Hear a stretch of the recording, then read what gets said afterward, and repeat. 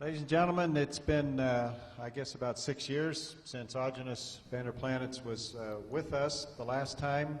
I think since then he went back to England, got a PhD in nutrition. Yes. And he had come down with very serious cancerous conditions, happened to find nutrition as a way to overcome it. He wrote a book, the first one I think was We Want to Live, followed up with the recipe for living without disease, and now he's come back with another book, We Want to Live, the Primal Diet. So it's a pleasure to introduce Dr. Aajonus Vanderplanets. Thank you for being here.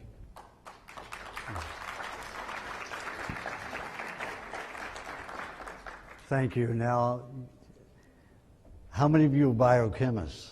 How many of you understood all of the language that went on here during this entire weekend about what nutrients you have to have for your particular condition or whatever? I want you to throw all of that out. Get rid of all of it. You're just going to be confused. I'm a biochemist and a very adept one, and I can't even keep up with it.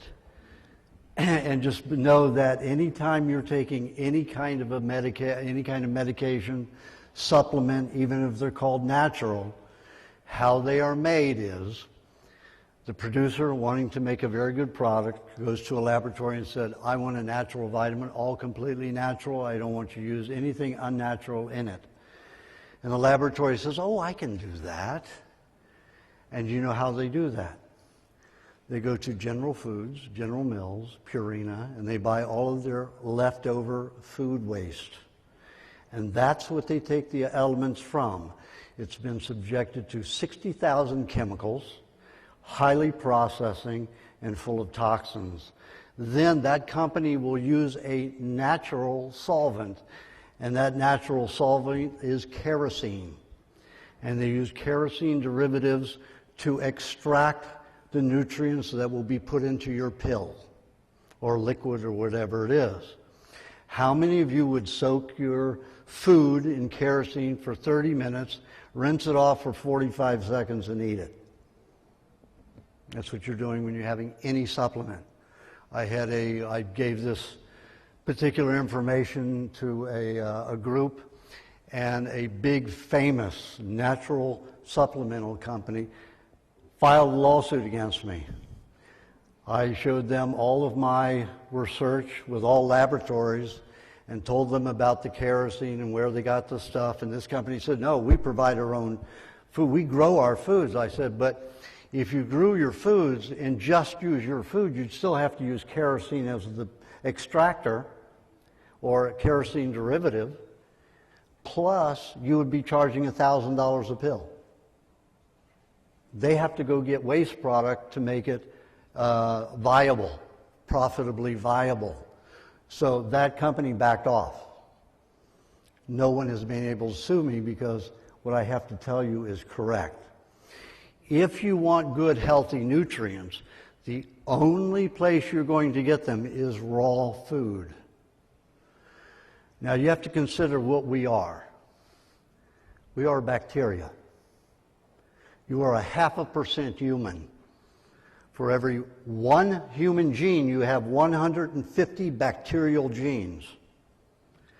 So you have to take everything the pharmaceutical and the medical industry say, no matter who it is, whether it's an alternative or what, and you have to question what they say based on the theory of the bacteria theory causing disease.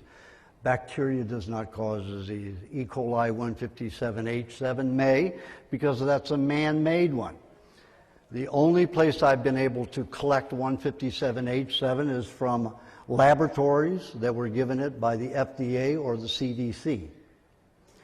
And when I put a fractionating enzyme on that particular bacteria, it does not fractionate as normal bacteria fractionate into 5 parts. It splices. That means it's man-made. Only man-made bacteria are spliceable. So all of the nonsense about E. coli being a problem is all because Monsanto and Dow want your dollar for fertilizers. They tried to outlaw last year manure as fertilizer because of the E. coli 157H7 threat. So what would be left? If we outlawed natural fertilizers, what would be left? Dow and Monsanto. So you have to take a hard look at what's going on out there. They're trying to get rid of our farmers. They're trying to get rid of our natural farms.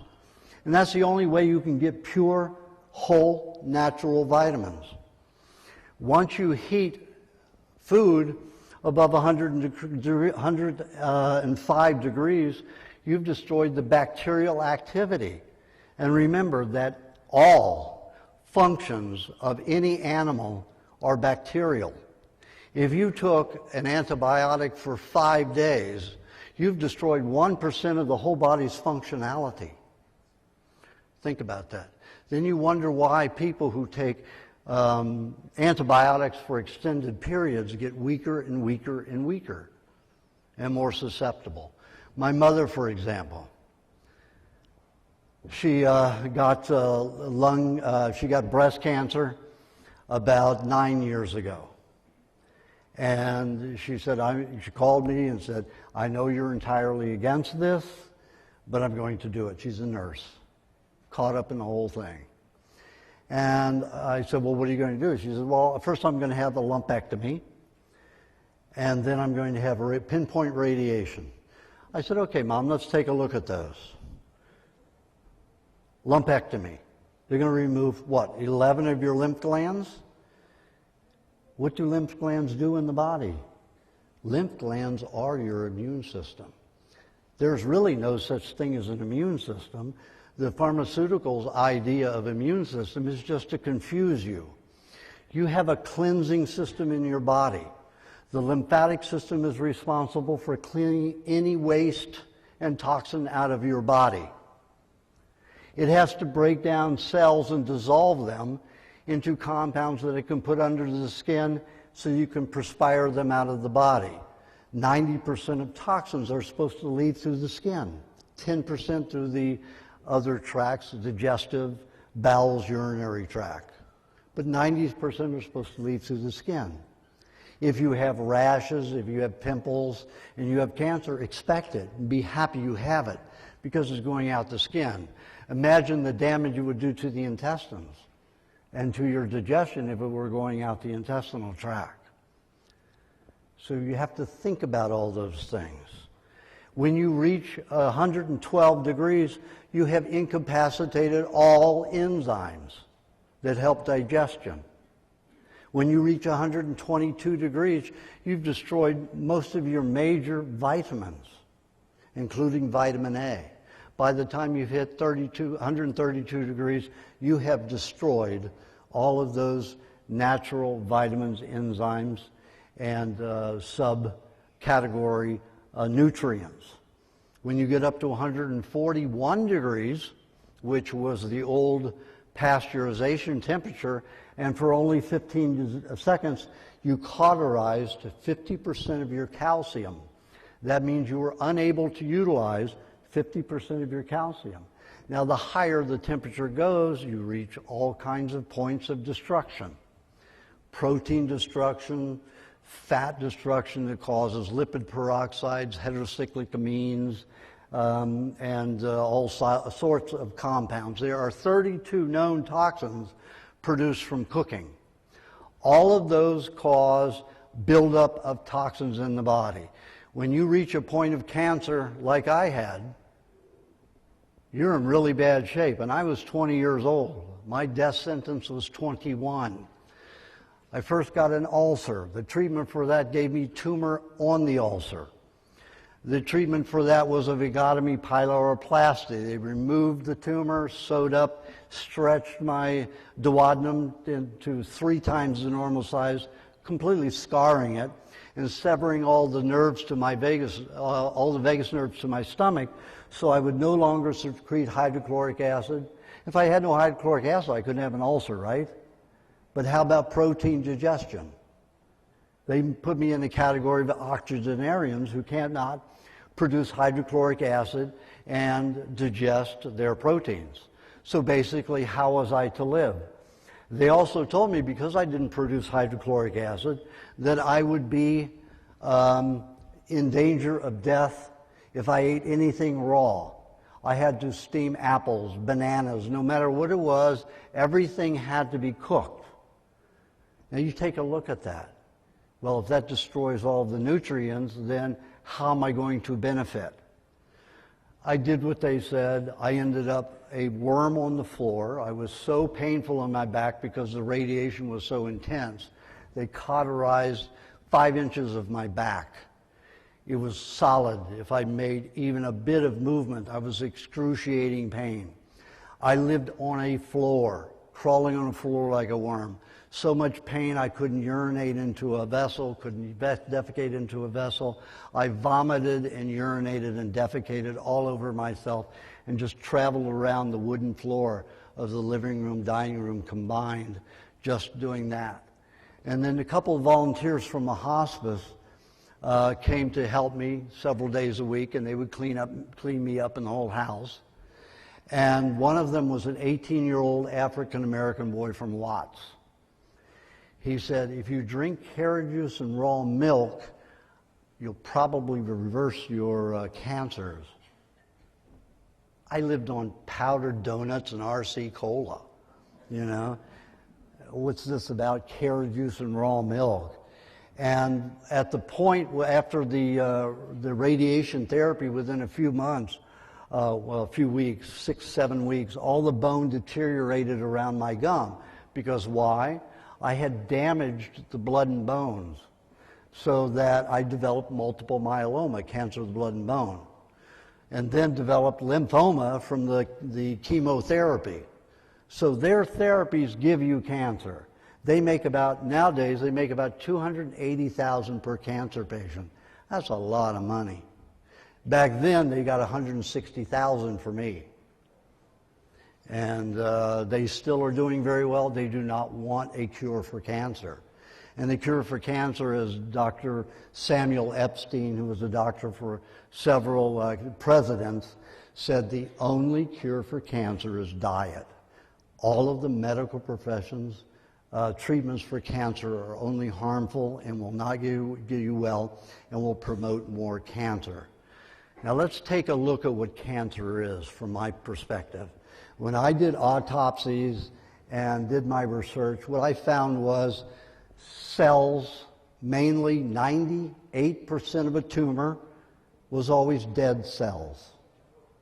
Dead cells the body couldn't clean, dissolve, and eliminate from the body. Why? Because the lymph system didn't move. Now, how did we go from 60 years ago, 1 cancer in 1,000 to 1 cancer in 2 if you're a male and 1 in 3 if you're a female, according to Samuel Epstein? How did we go from that? We went from that because we went to trans fatty acids. Trans fatty acids are vegetable oils or mineral oils or petroleum oils that are hydrogenated. And when you hydrogenate an oil, you turn it into plastic. That's how plastic is made. So you're eating plastic fats. Now, what do these plastic fats do? They dehydrate and solidify in the body, mostly in the lymphatic system, because the lymphatic system bases 60 to 80% of its work on fats. So you have this waxy, hard fat in your lymphatic system. You're not going to clean the body. You're not going to take those dead cells and dissolve them. So the body is going to start building them in little fibroids all over the system. If you're a lucky female, you've got all of that tissue down there to build it. That's why women live longer. They have a depository down there and can get rid of a lot of the tumors with dead cells without forming into tumors that will block functionality elsewhere, such as the heart, lungs, or liver. So dissolving the dead cells is the main focus of cancer. How do you dissolve dead cells? I found it's very easy. Now, I'm 44-year cancer survivor. As of December, I was supposed to die in December of '68. And here I am today, almost 65, speaking to you today. And I have a 95, on my diet I don't cure anybody, food does. And when people go on my diet, they have a 95% success rate. Not only cancer, but everything else.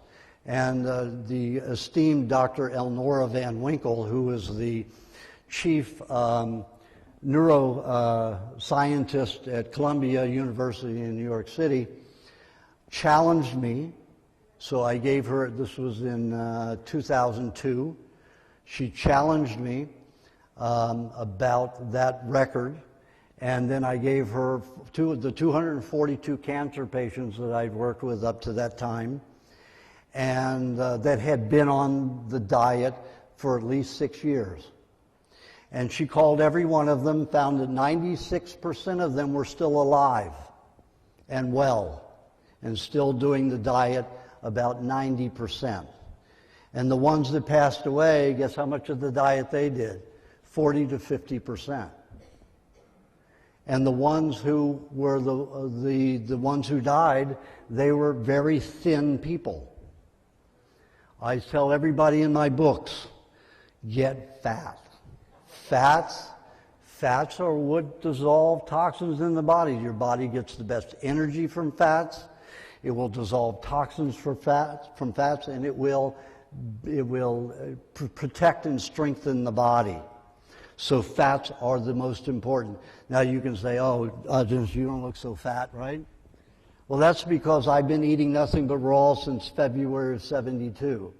And when you research and look at fats under an electronic microscope, especially after they're broken down in the stomach and in the area where the bile dumps, you find that these molecules are very, very tiny.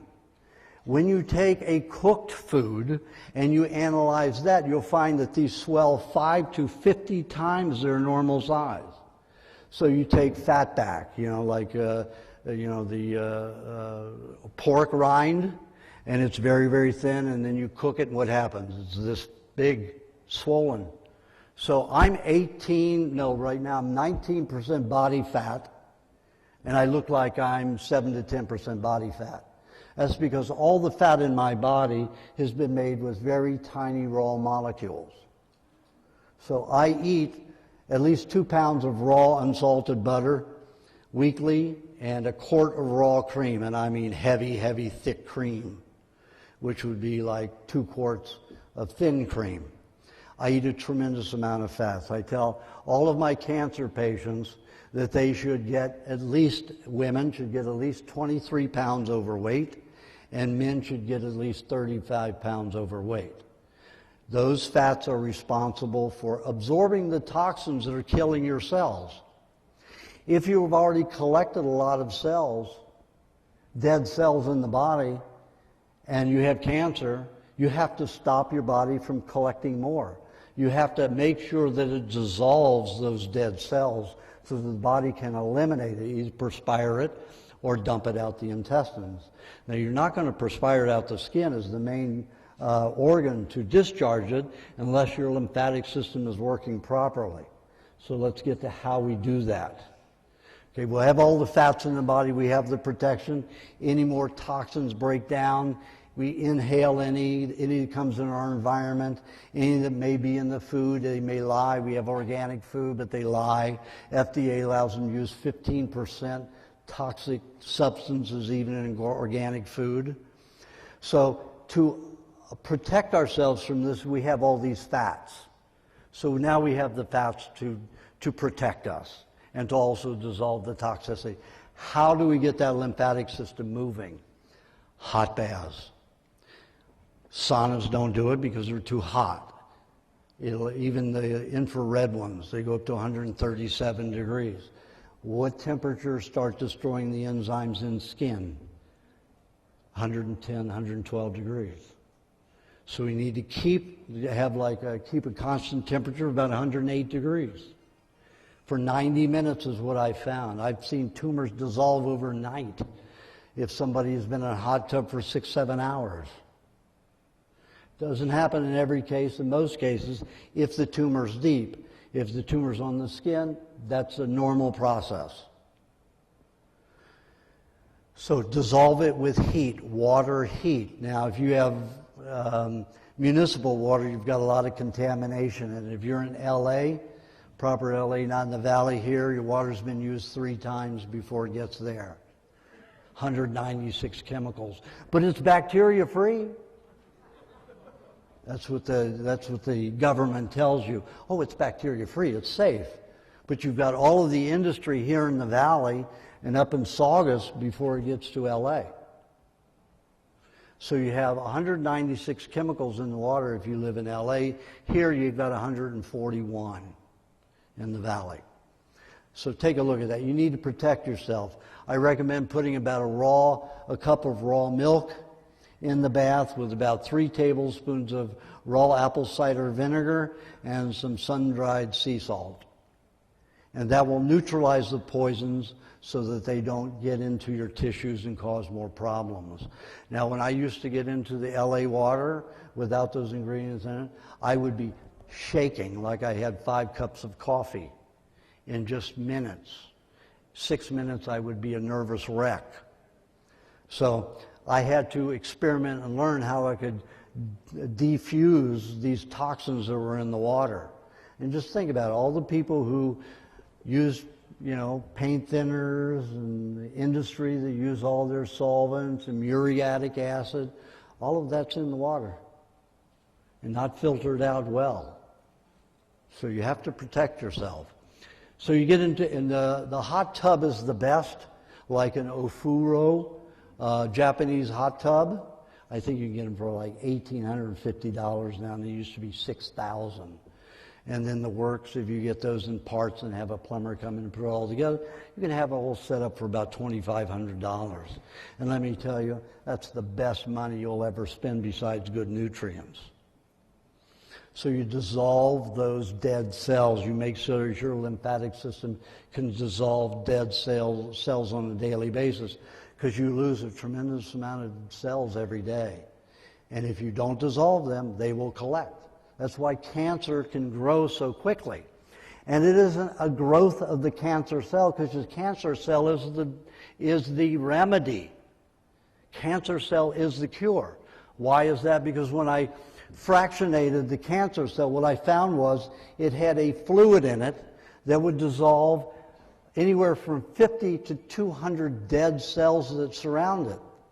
And like I said, in a tumor, you will only have less than 1 to 2% cancer cells in this whole dead mass. So the cancer cell, when it dies, it sets out all this fluid to dissolve all this dead tissue around there. Your body had better be fat and prepared to deal with that kind of dissolved toxicity, because whatever has killed that cell, whatever industrial chemical has killed that cell or compound, whichever it may be, will do more damage. It can dissolve your whole tissue. And it's very easy to take the hot baths and eat properly. Reversing cancer is that easy if you know what you're doing and you understand it. You don't have to have this vitamin supplement and that vitamin supplement. You hear all this stuff, iodine, iron. We're not plants. Plants eat rock. We don't eat rock. We only digest minerals properly and utilize them properly when they are a composite of food, raw food. It's the only way we get complementary.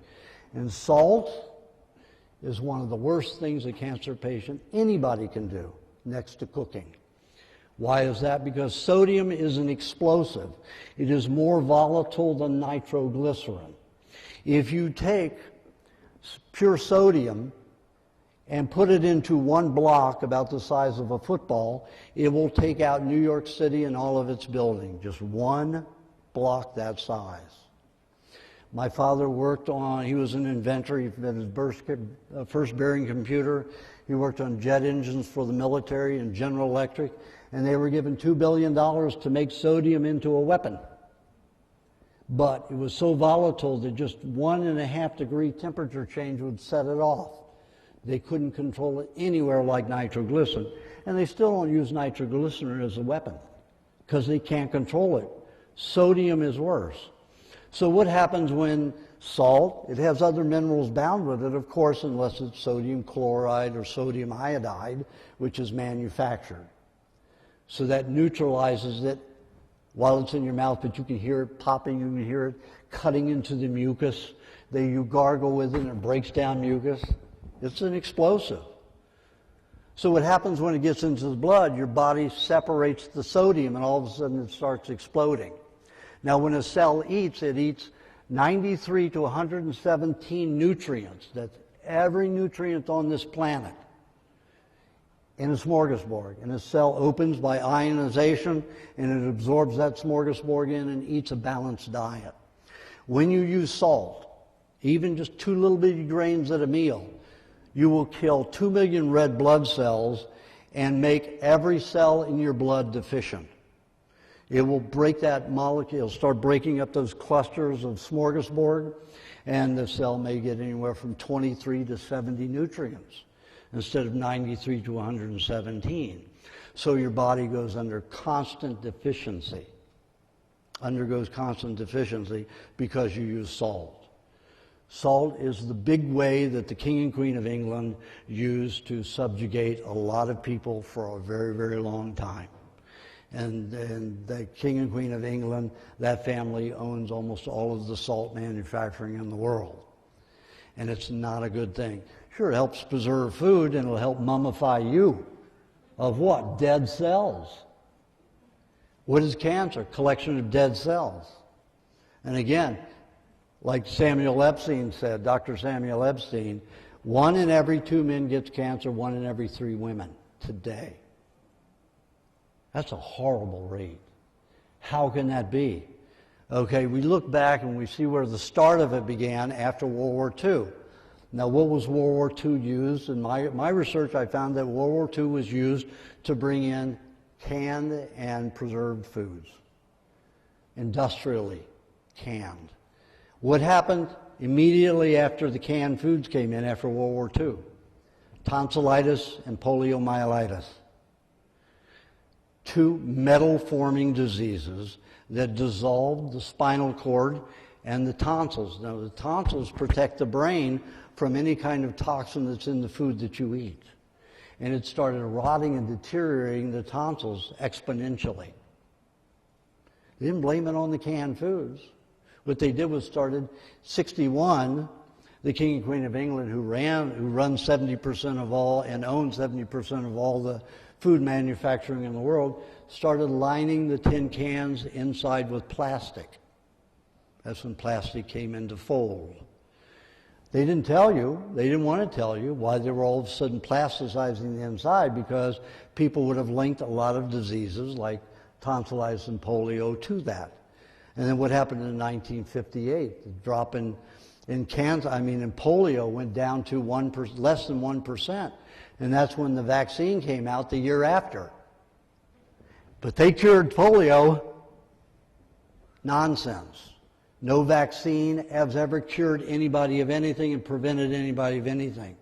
When I did research from 93 to 96 at the Sorbonne Institute in France, 3 months of every year for those 3 years, a little over 3 years, I had a translator. I can read a lot of French, but I can't do all of that, not in technical form. So I had a translator with me, and not one animal ever survived Pasteur's vaccines. They all went into anaphylactic shock and died. Now you have to take a look at that. Why did they die? Because when the body has that kind of toxicity in it, it supposes that it's going to die. That's it. It's going to die. So it goes into anaphylactic shock and dies. So what did the pharmaceutical industry, Rockefeller and them, decide to do? They started putting formaldehyde in first. And they found that the fewer animals went in anaphylactic shock. Then they went into putting mercury and other substances in it. Liquid aluminum, mercury, formaldehyde, ether, and detergent were the main ones. No ingredients in a vaccine is safe.